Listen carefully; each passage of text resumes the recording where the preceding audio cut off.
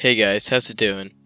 First off, welcome to my tutorial on how to use Voxel Sniper and World Edit to make some custom terrain.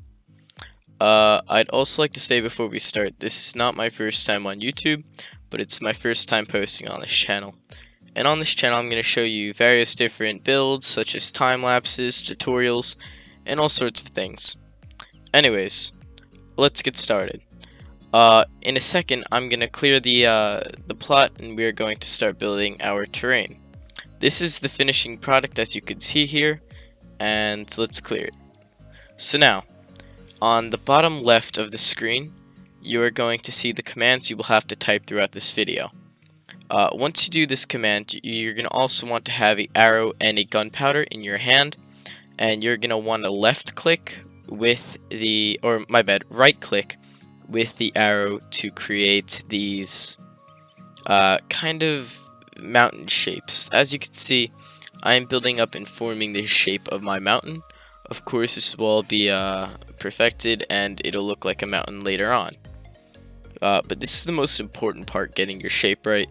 So I'm trying to cone up into a mountain-like shape.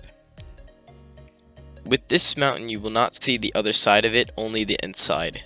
But if you want to see the outside of it and you guys want to do an all-around mountain, you could simply continue the terraforming down. But for the sake of time and how I wanted to lay out this video, I just made it going up one way.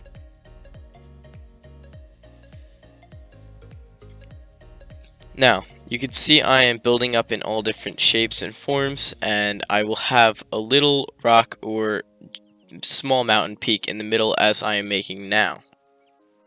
This will be surrounded by a river with a waterfall and a passage for the river to go out of the mountain. Next, I create a diamond floor by using a replace near command. This is not necessary, but I always do this because I have to paint over it in the end. You will also see this command on the side. The next command is BE lift. This cycle runs fast, so pay attention. As you can see, I am placing over all the little cracks and edges. Now, that cycle went a little bit fast of me lifting it, but the next command is popping up now. This is to smooth it.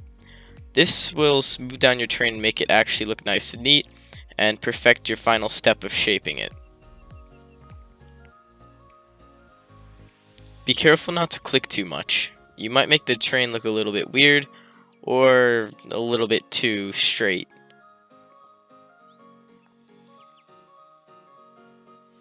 Next, I use a melt command to do the river. I will not go in depth on how to use this command, but I will warn you, in order to melt a plain floor, it will have to already be 1 block deep, so you will have to break a block and then use the melt command to expand it. Give it a try if you don't know what I mean, and hopefully you could find out how to use it.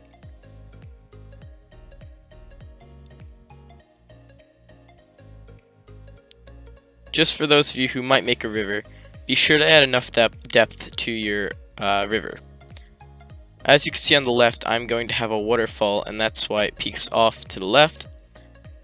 And then straight in front of us, I'm going to also make it come out where the river opens. Next is the painting command. This is the reason we colored the floor or changed the floor to diamond blocks, and the whole thing is diamond blocks. So the command at the bottom, which you'll only see for a couple more seconds, is going to be the command to do this. You're going to want to hold a diamond sword instead while doing this. Now, it gets a little bit complicated because after the 2 stones in the command, I put stone comma stone in the text. That could be any block, and you can put as many commas as many blocks as you want.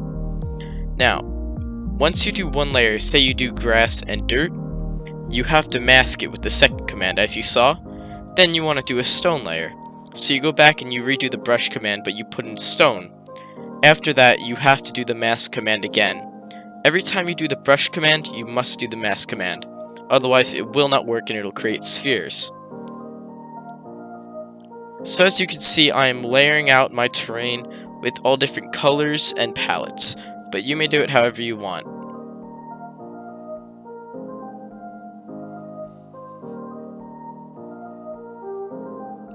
So I finish off my last couple layers, and then for extra texture, I go ahead and I bone meal the ground. Then again, this is not necessary, but I thought it looked pretty nice on this terrain. But with larger terrain, I usually do not, because it makes it a little bit too textured and a little bit weird.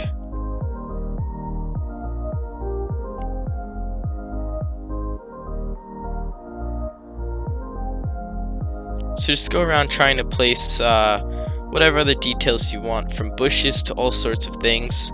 But there's not much left to do with the terrain. The last thing you should do is plop down a couple of trees, but I'm not going to do any normal trees. I'm going to go ahead and make a custom tree.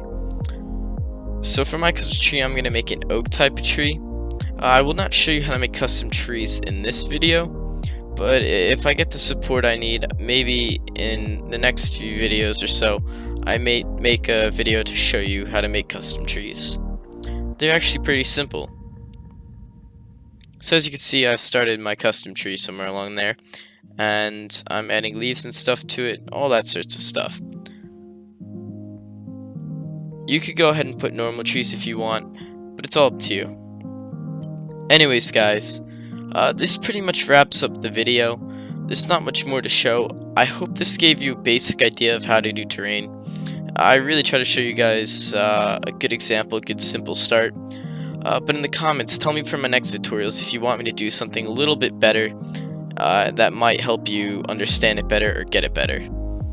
I'd love to post more videos and tutorials, so I really need the support, all the support you guys could give. Share with your friends, subscribe, and all. Thank you guys so much for watching. I'll see you guys in the next one.